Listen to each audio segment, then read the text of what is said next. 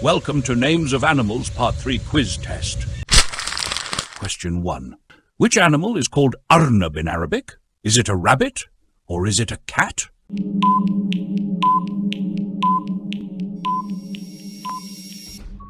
Rabbit. Answer, rabbit. That's absolutely correct. You're off to a fantastic start. Keep going strong. Question 2. What does kelb mean in English? Is it a dog or is it a duck?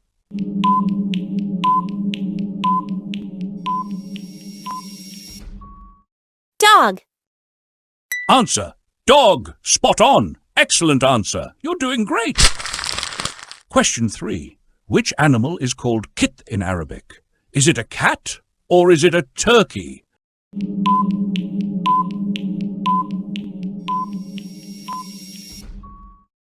Cat. Cat, that's correct. Amazing work. You're on a roll. Question 4. What does dajaja mean in English? Is it a chicken or is it a goose?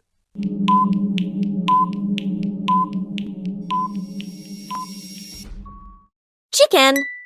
Chicken. Yes, that's the right answer. Well done. Thanks for watching.